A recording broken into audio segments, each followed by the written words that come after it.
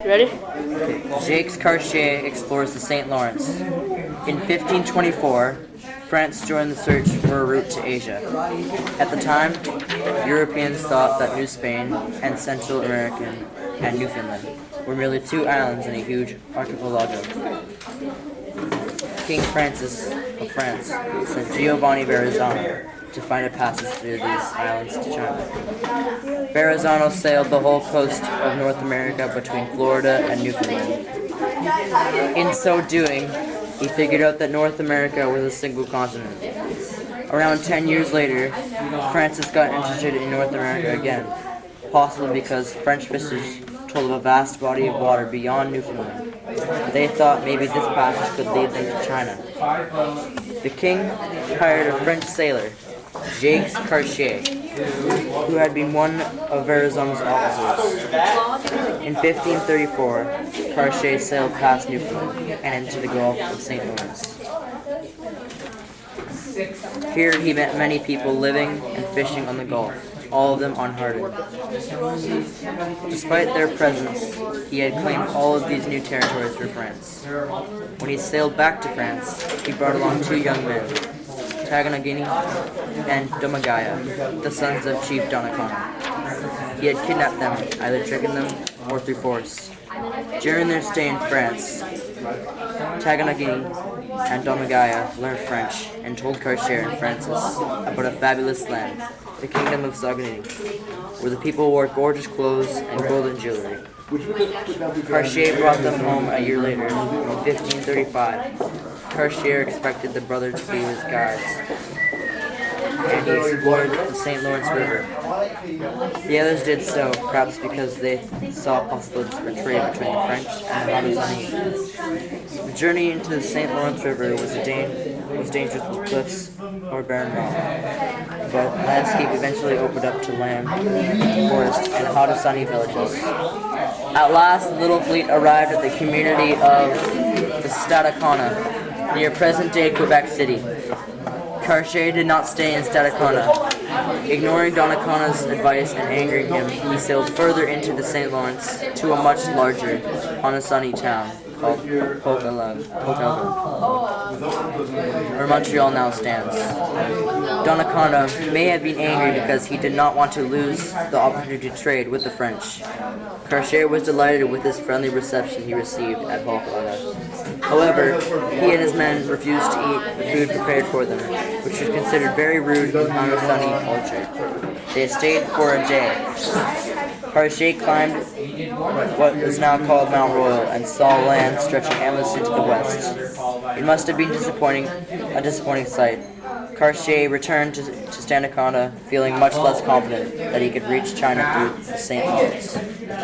The relation between the French and the Haudenosaunee deteriorated over the winter. It was much colder and than the French had expected, and 25 sailors died of scurvy. Domagaya showed Cartier how to make a tea of spruce bark and needles that was rich in vitamin C. The tea saved many lives.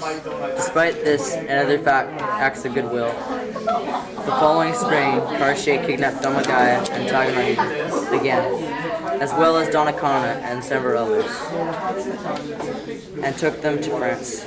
None of them saw their homeland again. In France, King Francis listened eagerly to Cartier and Donnacona, believing that Cartier's explorations might lead to wealth and territory of France.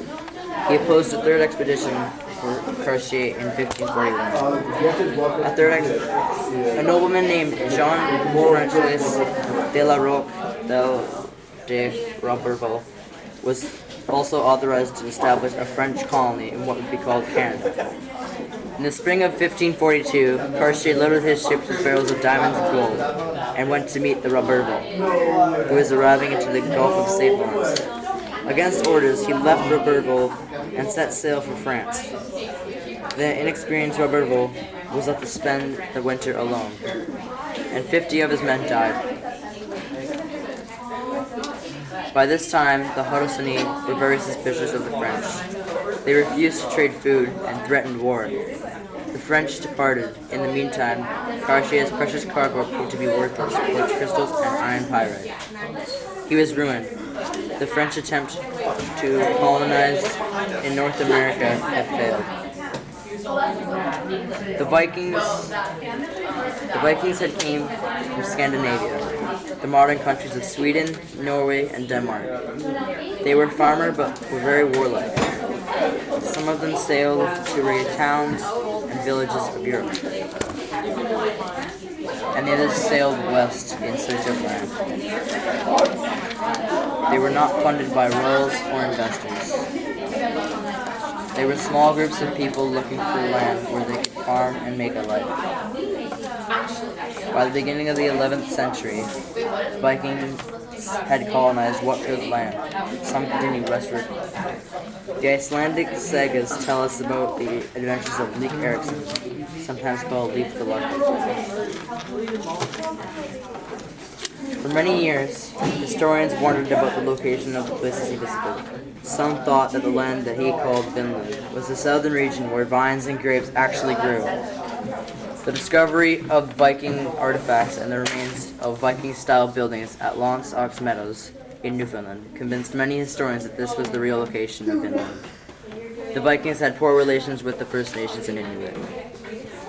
It was said that these peoples were successful in protecting their homelands.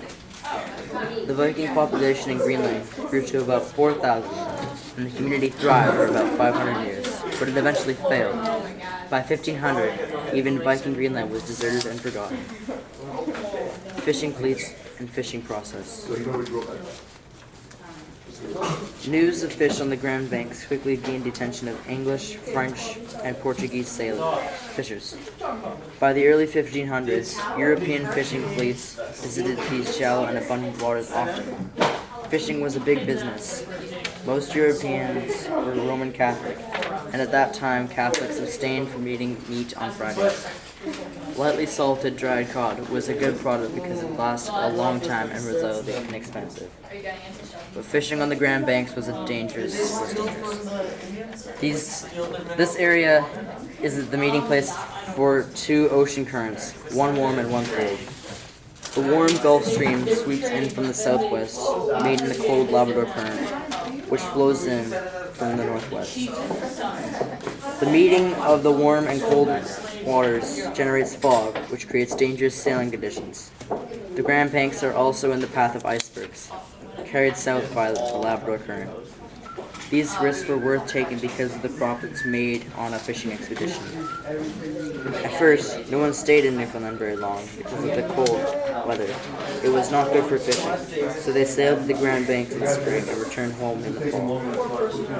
It took 20 days to reach Newfoundland from Europe, and the summers were short and full of work. Without freezers, fishers had to preserve the fish by drying or salting them. Portuguese and French fishers had access to cheap salt from the Bay of Biscay off France's west coast.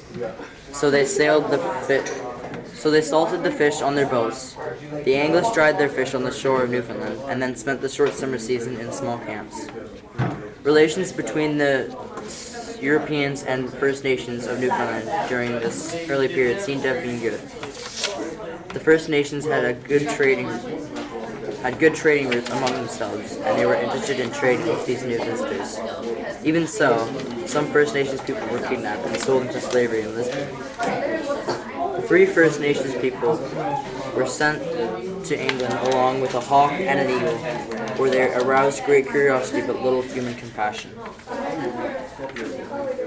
The Northwest Passage.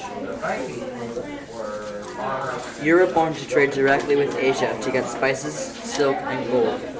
However, when they sailed west, they found land blocking their path. The land was actually North and South America, but they didn't know they had found new continents. They continued to explore and realized that the land was new continents. People still thought that there was a way to get around the land.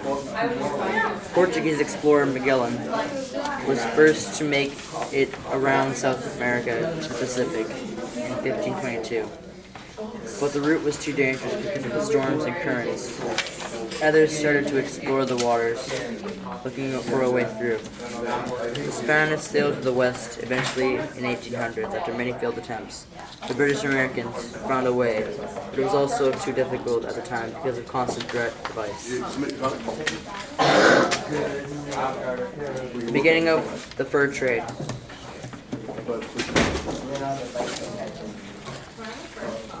Relations with the First Nations improved, and Europeans realized that the First Nations provide beautiful furs such as wolf, fisher, marten, lynx, and beaver. Furs were a natural resource. The animals in North America grew thick, warm fur to protect them from the cold winters. The First Nations were happy to trade furs. Animals were plentiful and were easy to get. They also brought furs from the other First Nations. First Nations were also interested in Europeans' trade goods like metal, pots, and sewing needles. Both parties felt that they were getting the better of the trade.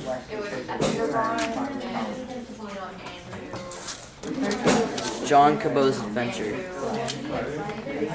Overland trade between Europe and Asia had flourished along the Silk Road for much of the Middle Ages. By the 15th century, however, Turkey controlled the land route to Asia, and the Portuguese controlled the seas around Africa. The one to discover a new route to Asia would make a fortune.